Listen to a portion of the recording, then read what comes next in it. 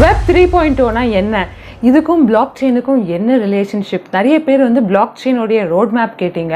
But அதை பற்றி தெரிந்து கொள்வதற்கு முன்பு இந்த வெப் 3னா என்ன, ஏன் இலான் மஸ்க் வந்து இந்த வெப் 3 அப்படின்ற டெக்னாலஜி ஒரு பெரிய ஸ்கேம் அப்படின்னு சொன்னார் அப்படின்லாம் தெரிந்து கொள்ள இந்த என்டையர் வீடியோ பாருங்கள்.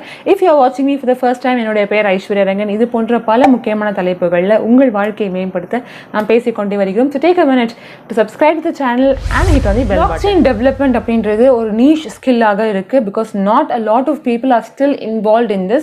இதனுடைய டிமாண்ட் ரொம்ப அதிகமாக இருக்கு. சம்பளமும் இதற்காக ஒரு average salary of 6 to 14 lakhs அவைலபிளாக இருக்கு அப்படின்னு Glassdoor வெப்சைட்ல ஸ்டேட் பண்ணியிருக்காங்க.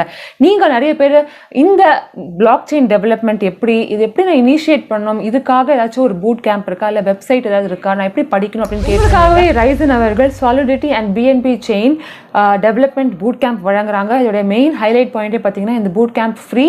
பட் இந்த பூட் கேம்ப்ல நீங்க பார்ட்டிசிபேட் பண்ணி நீங்க வந்து இதில் $2,500 அவார்ட் வின் பண்ணக்கூடிய வாய்ப்பு உங்களுக்காக வழங்குறாங்க. இந்த பூட் கேம்போடைய லிங்க் என்னுடைய பயோ டிஸ்கிரிப்ஷனில் அவைலபிளாக இருக்கு. இந்த பிஎன்பி செயின் என்ன அப்படின்னு தெரிந்தால்தான் இந்த பூட் கேம்போடைய வேல்யூ உங்களுக்கு புரியும்.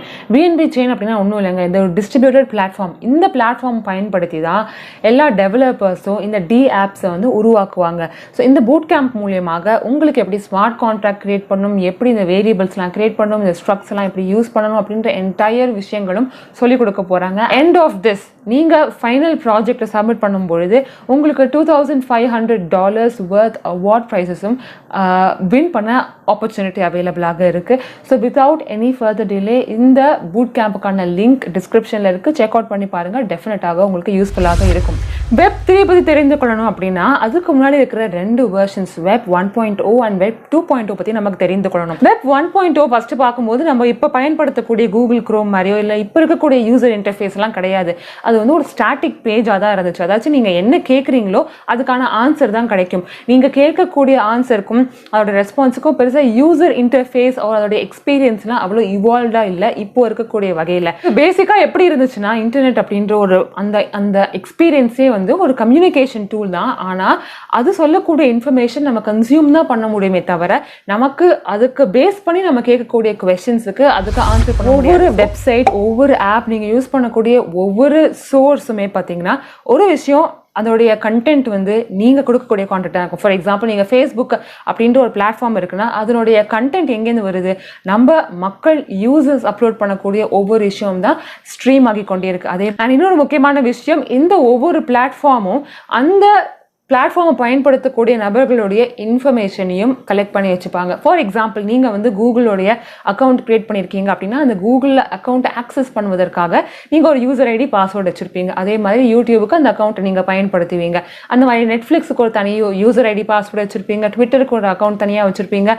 அந்த மாதிரி ஒவ்வொரு அக்கௌண்ட்டும் ஒவ்வொரு பிளாட்ஃபார்மையும் ஆக்சஸ் பண்ணுவதற்கு ஏதோ ஒரு க்ரெடென்ஷியல்ஸ் பயன்படுத்துவீங்க. அந்த ஒவ்வொரு வெப்சைட் ஒரு அப்ளிகேஷன் அவங்க கண்ட்ரோல் பண்ணுவாங்க. அந்த ஸ்ட்ரீமிங் பிளாட்ஃபார்ம் எந்த ஸ்பீட்ல வந்து ப்ராசஸ் ஆகணும், அவங்க டேட்டாவை வந்து எங்க வந்து ஸ்டோர் பண்றாங்க, ஒவ்வொருத்தருக்கும் தனியா வேர் ஹவுஸ் இருக்கும், அவங்க ப்ராசஸிங்லாம் செப்பரேட்டா. பட் இந்த வெப் 2.0ல பெரிய ப்ராப்ளம் என்ன தெரியுமா, பிரைவசியே கிடையாது. அதாவது நீங்க என்ன சர்ச் பண்றீங்க அப்படின்ற இன்ஃபர்மேஷனை கலெக்ட் பண்ணி உங்களுக்கு தேவையான கஸ்டமைசபிளான சர்வீசஸ் ப்ரொவைட் பண்றோம் அப்படின்னு சொல்றாங்க. ஃபார் எக்ஸாம்பிள் நீங்க சப்போஸ் உங்களுடைய ஃபோன்ல வந்து ஏதாச்சும் ஒரு சர்ச் பண்ணுறீங்க, லேட்டஸ்ட் லேப்டாப் என்ன அப்படின்னு சர்ச் பண்ணுறீங்கன்னா இமீடியட்டாக நீங்கள் யூஸ் பண்ணக்கூடிய அடுத்த ஒரு அப்ளிகேஷன் ஃபேஸ்புக்லையோ இன்ஸ்டாகிராம்லையோ இல்லை ஏதோ ஒரு ப்ரௌசர் நீங்கள் யூஸ் பண்ணும்பொழுது அதுக்கு ரிலேட்டடான ஆட்ஸ் நீங்கள் பார்த்துருப்பீங்க. நீங்கள் வேறு ஏதாச்சும் ஒரு ஷூ பார்த்துருப்பீங்க, அந்த ஷூ ரிலேட்டடான ஆட்ஸ் அகெயின் பார்த்துருப்பீங்க. அப்போ இது எப்படி நடக்குது அப்படின்னா நீங்கள் யூஸ் பண்ணக்கூடிய டேட்டா, நீங்கள் சர்ச் பண்ணக்கூடிய இன்ஃபர்மேஷனை பயன்படுத்தி அவங்க அதை சேவ் பண்ணி அதுக்கு ரிலேட்டடாக உங்களுக்கு சர்வீசஸ் ப்ரொவைட் பண்ணுறாங்க. ஸோ இதுதான் மிகப்பெரிய இஷ்யூ ஆஃப் வெப் 2.0 அப்படின்னு சொல்றாங்க. பிகாஸ் நீங்க உங்களுக்கு பிரைவசி இஷ்யூஸ் இருக்கு அப்படின்னு சொல்றாங்க. பிகாஸ் எல்லா கஸ்டமர்ஸ் எல்லா கன்சியூமர்ஸ் உடைய டேட்டாவையும் ஸ்டோர் பண்ணிக்கிறாங்க.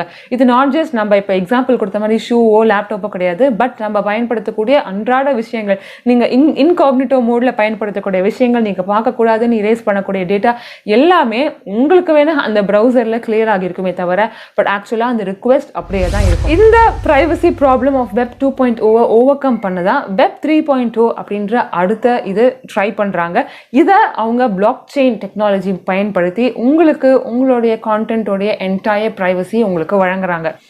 உங்களுக்கு இதனோட இம்பார்ட்டன்ஸ் புரிய வைக்கணும் அப்படின்னா ஒரு ரியல் டைம் எக்ஸாம்பிள் சொல்கிறேன். இப்போ ஒவ்வொரு அப்ளிகேஷன்லையுமே இருக்கக்கூடிய கஸ்டமர்ஸ் கன்சியூமர்ஸோடைய எண்ணிக்கை அப்படின்னா ரொம்ப அதிகமாக இருக்குது. ஃபார் எக்ஸாம்பிள் நீங்கள் இன்ஸ்டாகிராம் பயன்படுத்துகிறீங்க ஆர் நீங்கள் ட்விட்டர் பயன்படுத்துகிறீங்க அப்படின்னா அது எந்த அளவுக்கு ரொம்ப அதிகமாக இருக்குன்னா அதில் வரக்கூடிய ஒரு இன்ஃபர்மேஷன் மில்லியன்ஸ் ஆஃப் பீப்புளை ரீச் பண்ணுது அப்படின்ற ஒரு காரணத்தினால அது கரெக்டாக தப்பா அப்படின்னு நம்ம வந்து அதை கிராஸ் செக் கூட பண்ண முடியாது. அது கரெக்டாக தான் இருக்குது அப்படின்றத நம்ம நம்ப ஆரம்பிப்போம்.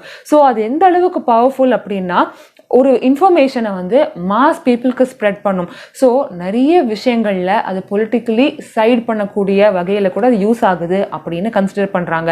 ஸோ டெசிஷன் மேக்கிங் இன்னமும் பார்த்தீங்கன்னா பெரிய ஆர்கனைசேஷன்ஸ் இந்த மாதிரி டெக்னாலஜி ஜாயன்ஸ் கிட்ட அதிகமாகவே இருக்குது. அப்போ இந்த மாதிரி ஒரே ஒரு பர்சன் கிட்ட இவ்வளோ பவர் இருக்கக்கூடியது கரெக்டாக தப்பா அப்படின்ற ஒரு விஷயம் வரும்பொழுது தான் இது தப்பு, அப்படி ஒரே இடத்துல சென்ட்ரலைஸ்டான ஒரு பவர் இருக்கக்கூடாது அப்படின்னு ஒரு டெசிஷன் எடுத்தாங்க. வெப் 3.0 எய்ம் என்ன அப்படின்னா இந்த மிடில் மேனை ரிமூவ் பண்ணணும். என்டையர் கான்டென்ட் என்டையர் ஆக்ஷனுடைய ஓனர்ஷிப் உங்களுக்கு வழங்கணும். இதை எப்படி பண்ணலாம் அப்படின்னா ஸ்மார்ட் கான்ட்ராக்ட் அப்படின்றது மூலியமாக.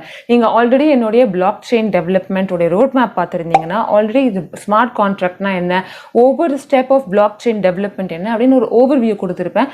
இந்த இடத்துல நீங்கள் அந்த வீடியோ பார்க்கும்போது உங்களுக்கு ரொம்ப யூஸ்ஃபுல்லாக இருக்கும். இந்த Web3 அப்படின்ற ஒரு ஐடியாலஜி ஒர்க் ஆகணும் அப்படின்னா crypto currency and block chain அப்படின்ற ரெண்டு முக்கியமான விஷயங்கள் டுகெதர் இன்டகிரேட் பண்ணி தான் இந்த Web3 அப்படின்ற டெக்னாலஜியை பயன்படுத்த முடியும்.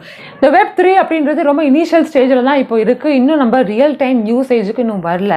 ஆனால் இதுலேயே நிறைய டிஸ்அட்வான்டேஜஸ் இருக்குது அப்படின்னு நிறைய டெக்னாலஜிஸ் வந்து ஒப்பீனியன் வச்சுருக்காங்க. மேஜரான ட்ராபேக் என்ன அப்படின்னா ப்ரைவசி நிறைய இருக்கும் அப்படின்னு சொல்லக்கூடியதே நமக்கு பெரிய ப்ராப்ளமாக இருக்கும் அப்படின்னு நினைக்கிறாங்க.